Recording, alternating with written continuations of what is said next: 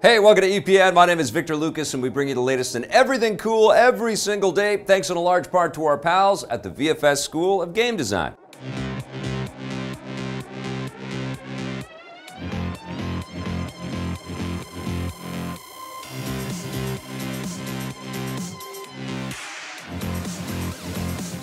Thank you so much, Vancouver Film School. Now, today's rundown is dedicated to our friend, next-gen expert, who has just had surgery and is healing up. Watching the rundown, here's one for you, buddy.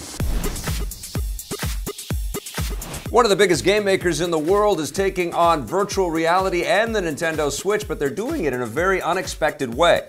Grand Theft Auto creator Rockstar Games has announced their first game for the Switch and VR platforms, and it's a re-release of their 2011 detective game, L.A. Noire.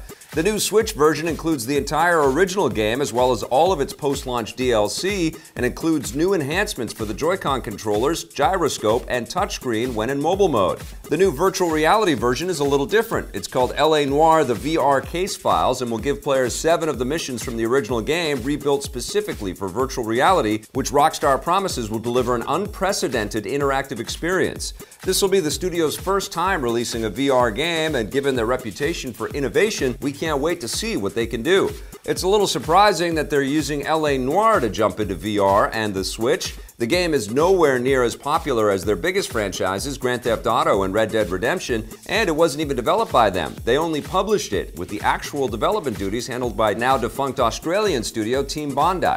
The fact that Rockstar is using a smaller title like L.A. Noire as their debut VR and Switch game could be seen as a way of simply testing out the new platforms, with their bigger titles coming afterwards if this experiment is a success. Let's see where this takes us. The new Switch and VR versions aren't the only new versions of L.A. Noire on the way. Rockstar is also going to release the game on the PS4 and Xbox One for the first time, with all its DLC and new 4K support on the PS4 Pro and Xbox One X. You look like the kind of guy who notices details. Rockstar's next big game, Red Dead Redemption 2, rides into town next year. They're rumored to also be working on Grand Theft Auto 6, but don't expect to see that for at least a few years.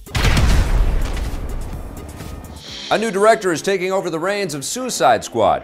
Warner Brothers and DC have hired filmmaker Gavin O'Connor to write and direct Suicide Squad 2, the sequel to last year's bleak blockbuster. O'Connor's most recent film is 2016's The Accountant, and now that he's come aboard Suicide Squad 2, it sets the film on course to begin shooting next year and hit theaters in 2019. Hopefully the production and post-production process goes a lot more smoothly this time around. The first film was plagued by reshoots and countless recuts in the months leading up to its release. The end result actually paid off because despite poor critical reception, the final film went on to make $745 million worldwide. That experience hasn't soured the first film's director David Ayer on working with the studio, though. Even though he's not directing the sequel, he is currently developing another new DC movie, Gotham City Sirens, based on the comic series of the same name. It will feature Suicide Squad's Margot Robbie back in the role of Harley Quinn, along with other female DC icons, although a release window for that has yet to be named. We're actually hopeful about the new Suicide Squad film and all the other upcoming DC movies. The recent success of Wonder Woman shows that DC and Warner Brothers might have finally found their groove.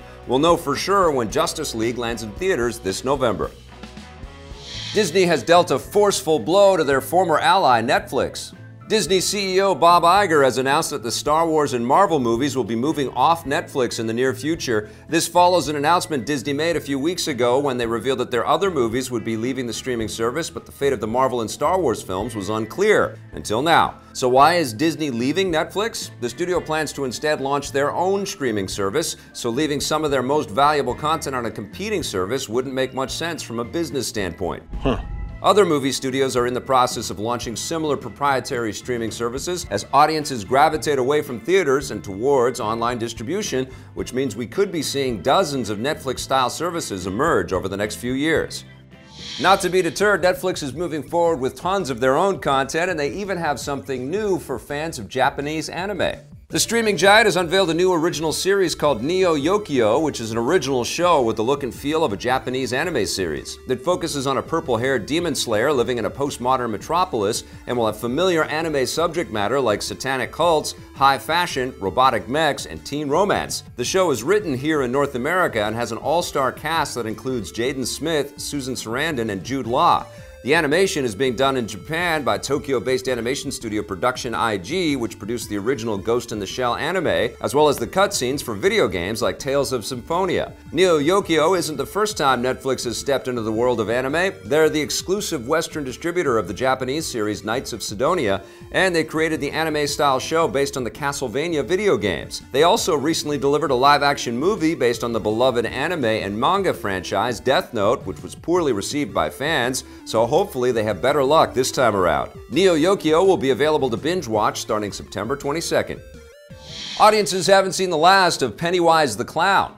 With a new film adaptation of Stephen King's It hitting theaters tonight and tracking to be a smash hit, New Line Pictures is moving forward with plans for a sequel. They've inked a deal with screenwriter Gary Dauberman to begin working on a follow-up and are also in talks with director Andy Muschietti to return as well. The studio has always wanted to make a sequel, and the fact that the film is getting rave reviews, including from yours truly, and expected to do well at the box office, has increased their desire for more. As for what audiences can expect, the first film is only based on half of the book where the characters are all children, so expect the sequel to take place in the present day with grown-up versions of the same characters returning to Derry, Maine to once again battle a revived version of the sinister It entity. The jumping back and forth between the two different time periods is one of the most important storytelling aspects of the It novel, so finishing the story in film form is sure to float everyone's boat.